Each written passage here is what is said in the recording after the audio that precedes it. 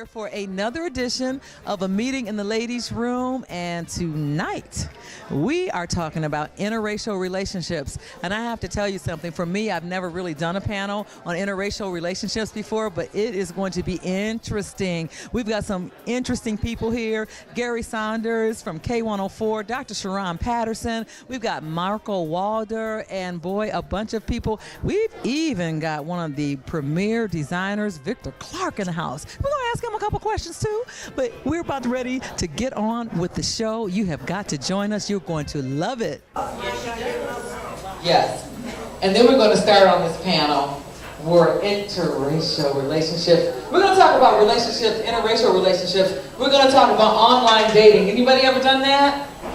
Come on, tell the truth. Yes. Okay, you have. Okay, we're going to talk about that. I knew Andy, but I actually met Marco through Andy, and Marco has a book out called Let's Stay Together, and he talks about like dating in the new millennium. So can you give a nice round of applause for Mr. Marco Walder? This is my heart right here in the middle. This man right here, I have to tell you, I mean, I've been knowing him a long, long time. I mean, before he was a big-time producer, I knew him before he was a big-time producer. This man came into the game. He has produced from everybody from Cousin Lenny to Willis Johnson. Then he moved on up to Doug Banks. I mean, he has produced Steve Harvey. I mean, he's done all the heavyweights. So you have to give it up. He is phenomenal. Now he's producing the Dee Dee McGuire show on K104. Give it up for the wonderful Gary Saunders.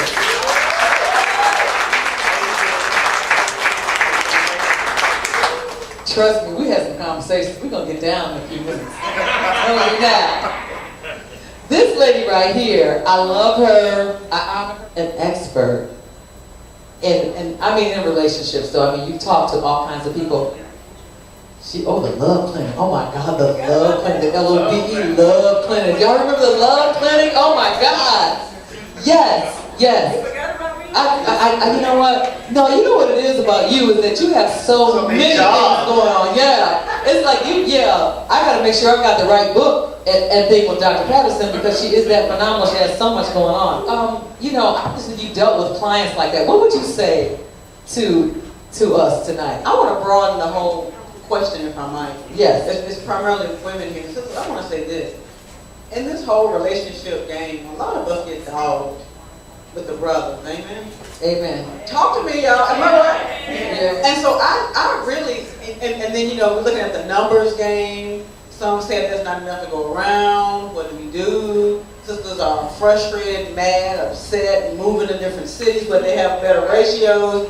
I want to encourage the sisters to broaden their horizon and date men outside their race. Because the brothers are sure enough doing it. All I want to, but I know me. And I know what works for me. And what I want for me is a true individual. Regardless of whether I meet you in the club, I don't put a lot of judgment on anything. I can't when I meet a person, right?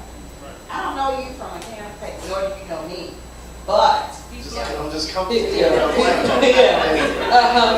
not trying to. I'm just saying I don't have a lot of white friends. I grew up around black. So, but being around, black folks all my life, and when you go and hang out with your family or certain white people, you get a chance to see the side. It's not what it is. So let me ask you something, since we're talking about it. Now how long have you been married? 16 years, but I've been with her 21 years. Okay, 21 years with this woman, you know how? And 21 years with children. So how did your parents react to you marrying a black woman? Same thing. It's my mom and my grandma who raised me, and I pretty much ran the house. My sisters were older than me, and I was bad. I want to say I ran the street and I was bad. They didn't even like me dating black women. We didn't talk about it. We didn't really say it, but you can tell that they weren't favorable of it. The N-word wasn't used in my house. My mom or my grandmother, there was my father who didn't live with me. So racism was around. But I just remember when my daughter was born, Megan. It took about 6 or 7 months before I felt comfortable to take her home. And I was getting pressure from the baby's mama and that side of the family. So I decided one day, give me Megan, give me the car seat.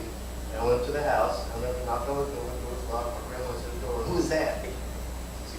granddaughter. And if you want to see me, you got to see her, and it's how it comes together. Wow. I really didn't want to come up here and do this. I know. You know, we talking about our words are really good. Give them an acknowledgement, but that's strong. That's strong. We talked about stuff and they were just talking and took notes. So, I sure did. It's just tough on, you know. It is tough, but you know what? Obviously, you've been married for 16 years. You've been with her for 21 years, so you still hung strong. Right. And that's the thing that's really, you got to give them a round of applause for that too. So that is serious. That is serious. Now, Dr. Patterson, you are. I'm trying to get a lot of people to understand is that if we would think about what you can do for me, instead of saying, okay, what can we do with each other? If you bring your 50 with my 50, now we got 100. No. Oh, Robert, well, you wanted to say something? I'm sorry. Let Robert speak. I'm so sorry. I thought he was coming to the door. I didn't know he wanted the microphone. I'm sorry. Y'all gotta help me out here. I'll share from the perspective of, as mentioned earlier, having been married for 28 years now. And I am somewhat fascinated by some of the things that I am hearing. But I'll speak from this perspective. The brother asked if women wanted, was it party? P-A-R-T? No, partner. Oh, partner. Okay, good. I'm glad it was partner over party. Look, from a marriage perspective, men want and need the same things that the women are asking for. It disappoints me when I hear women say, I need this from a man, without really thinking that the man desires, needs, and wants the exact same thing from you. I was married for 10 years before I was able to cry in the presence of my wife for the first time. Wow. I felt real good once it happened, and it's happened several times since. I will also say that it's good when you can have a relationship with someone, and quite frankly, you can say, I don't have any money. I can't take you to do X, Y, Z. That's one of the privileges of being married, but I hope that those of you all who are dating can have the same type relationship. And just be creative and get a video or something sometimes. If the man says, No, I'm not trying to be funny. I'm asking. if the man says, look, I would love to go out tonight, I just don't have any money. That's real. That's real. You know, and you just like, man, everything everybody playing on is rich. Yes. No, they're not. You know, but you never experienced that. And you look at us like, well, he over there dating that Chinese chick, and he over there dating that Mexican chick, and he over there dating that. Black men don't care. She could be, we're Captain Kirk. She could be from a different planet and be green. As long as she, A, treats us right and respects us, you know, we will date her and treat her right. You know, and I've done kind of like this panel. I did a show, this is the last thing I shut up. I did a show on an interracial perspective, and we had 3 women on the panel, all different races. And the one conclusion after we went through everything, you know, socioeconomic status, going out, dating, who's got game, who doesn't, Jordans, Gucci belts, whatever. It all came down to a thing which was amazing, was how cultures treat the men.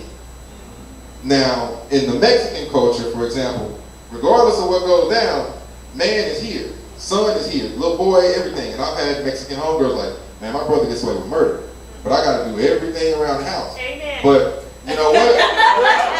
And she said it. But then the other lady that was on the show, she was Puerto Rican.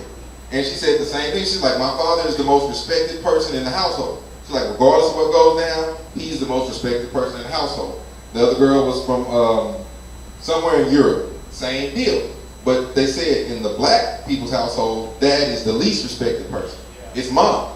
Straight up. In my household, I just got into it with my mom the other day because I told my mom, I said, nothing in this household except my dad's golf club in his corner says that he lives here. I said, in your whole life, you just given up every little piece of this house, and now all you have is a little bitty box that you put your golf magazines on and a TV sitting on a stand that you didn't even want. and you surrounded by teddy bears and plants that you complain about every day. You know, but it's the difference. I said, look at those other cultures, man. The men they're highly respected in there. And two, men in those other cultures, they handle their shit. I'm gonna say it like that. The bills are paid. If she got a job, they're men. They might, some of them get a little drunk, beat their women and stuff. I'm not saying that's the thing. But they are respected in those cultures. The What's that have to do with you liking white women? No. That's what I'm saying, dude.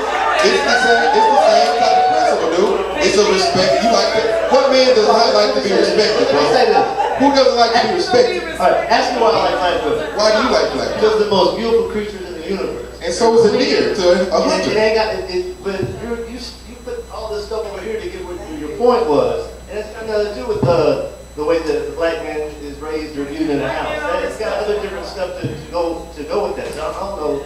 I was going to cut you off there.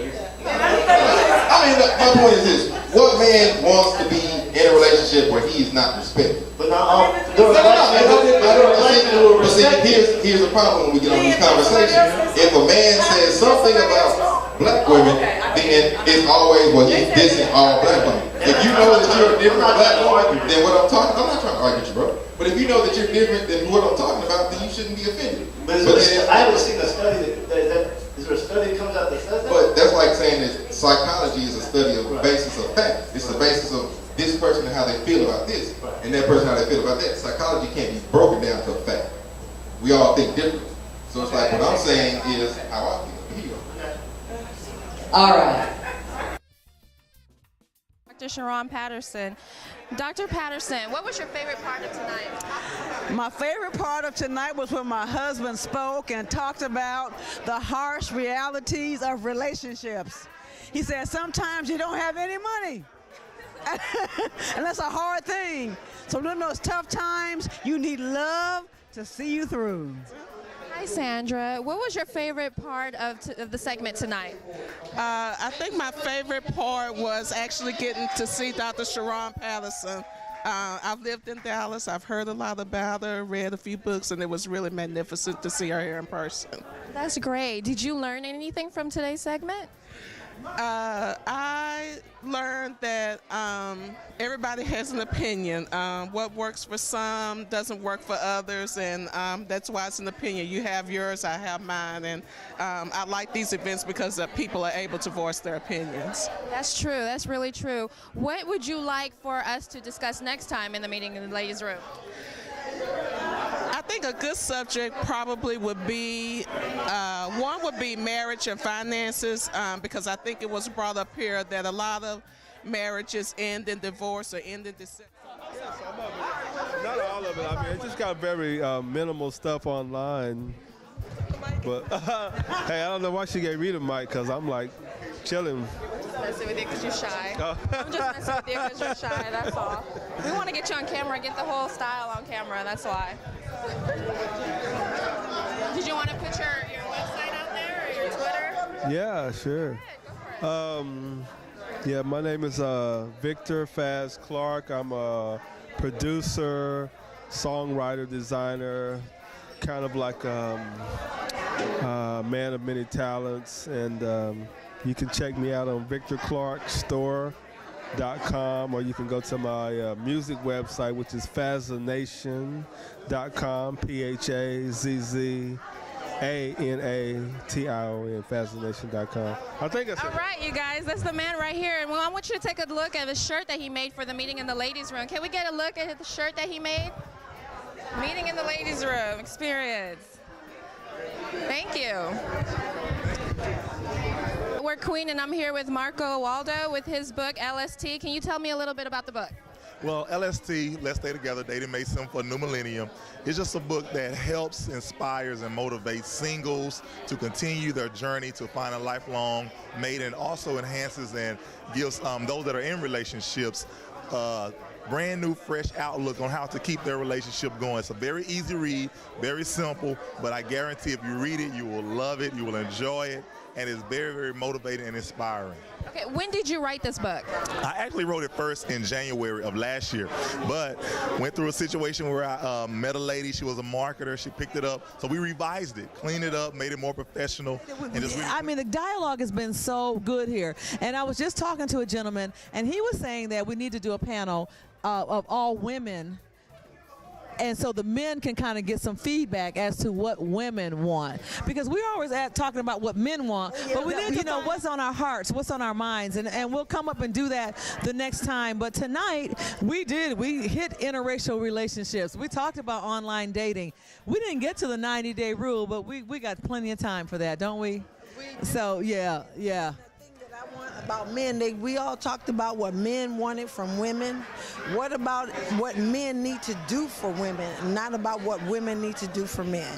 You know what's interesting? Relationships, we can talk about it all day and all night. So we'll do that the next time around. We're having fun. It's really all about a meeting in the ladies' room.